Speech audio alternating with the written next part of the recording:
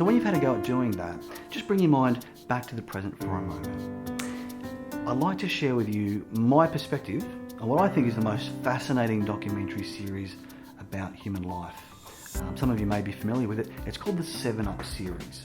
It started during the 1960s where a British documentary maker got a bunch of 7-year-olds, boys and girls from poor backgrounds, middle class backgrounds, rich backgrounds, quite a variety, and sat these children down in front of a camera to interview them and follow them around a bit and get their perspective on life, basically try and get a little bit of an insight into their world. And what they did was they come back 7 years later when they were 14. So they went from primary school age to high school age, and then they come back again when they were 21 and continued that same pattern every 7 years. And these people are now in their 60s, and every 7 years they've been followed up to sort of trace the patterns of their life. Now, different people, I guess, will come up with different conclusions or observation about this series, but if you've ever got a chance to check it out, it's really fascinating. But I think what most people would see in that series is the, I guess, almost sad reality that most people don't tend to change much throughout their life. If you look at a person's upbringing in their primary school, high school, and early adult life, you can pretty accurately predict where they're going to be throughout the entire duration of their adult life. And so I guess the lesson from that is that most people don't change, and yet some people do change.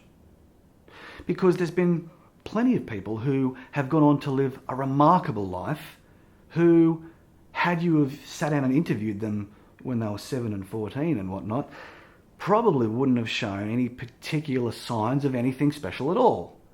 And so, even though it would appear that most people don't change, the reality is we can.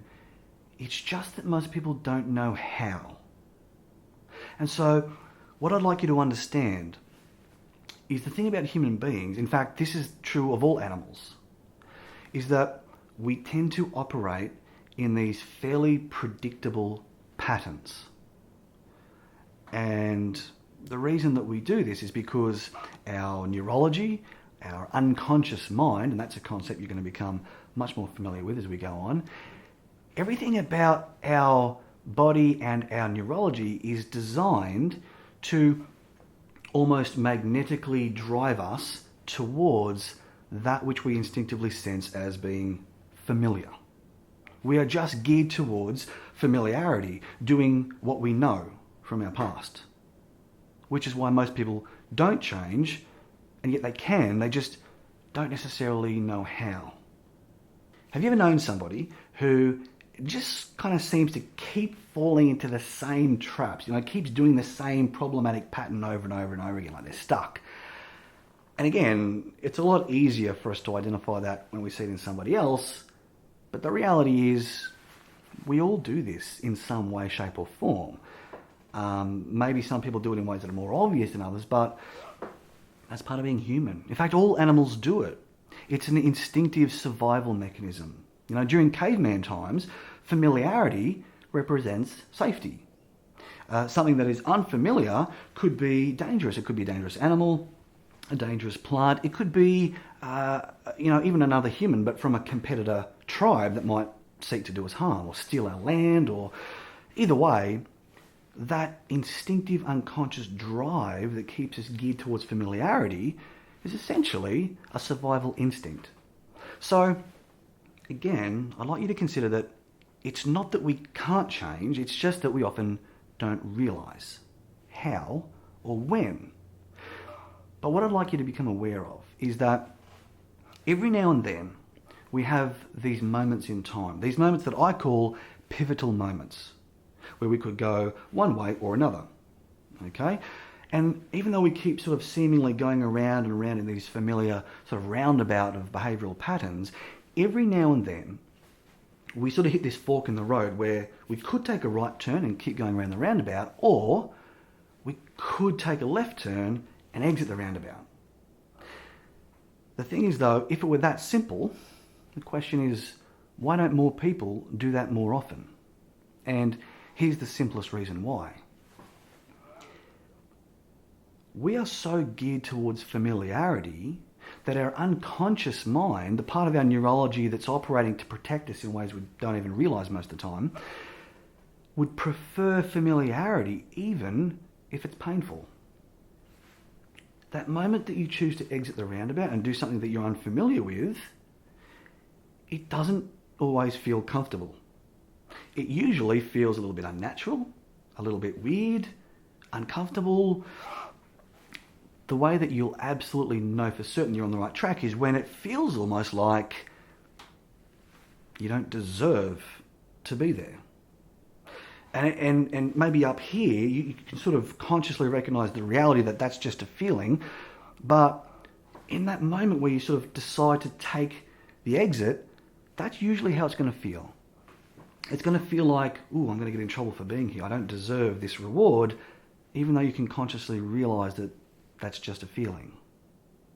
And because most people don't realize that, what they tend to do is just go straight back on the roundabout and keep going. You see, what most people do when they're looking for help, when they're looking for change, is they actually go out seeking to validate the feelings and beliefs that they already have. They just don't know that they're doing it. It's an unconscious process. So in other words, they're seeking familiarity. And so when you go and visit your younger self and you try and sit down and tell them what they need to hear, because it's probably going to sound so unfamiliar to them, there's a very good chance they'll be resistant. In fact, we are geared so much towards familiarity that if someone comes along and tries to take our problems away and offer us a solution, sometimes it just makes us hold on to them even tighter, as though someone's trying to steal something away from us. So with that in mind, if you're aware, if you realize that that's how it feels, it's going to give you a much better opportunity to know when you are smack bang in the middle of one of those pivotal moments. So one of the lessons that I'd really like you to take away from this video is to realize that once we start to try on an unfamiliar way of thinking, it's normal to feel abnormal at first. It's just that most people don't realize that that's how it's going to be, so they don't persevere with it. But when it comes to trying on new ways of thinking, imagine it like this, okay? Imagine that you go to the shops, you try on a new pair of clothes. You know, you can just try it on for size. You can walk around in it a bit, see if it feels comfortable or not. And you've always got the option to put it back later if you prefer. So remember, there's no harm in at least giving it a go. Most people don't change much from their upbringing, yet some people change enormously. So, whilst people can change, they often don't, because they don't realise that it's normal to feel a bit vulnerable during those crucial, pivotal moments where you have the opportunity to break free from the painful roundabout that you've been stuck on. It all comes down to how you recognise those pivotal moments and how to handle those feelings. In the following lessons, Stuart will show you exactly what you can do to break free of the cycles you've been stuck in by trying on new ways of thinking.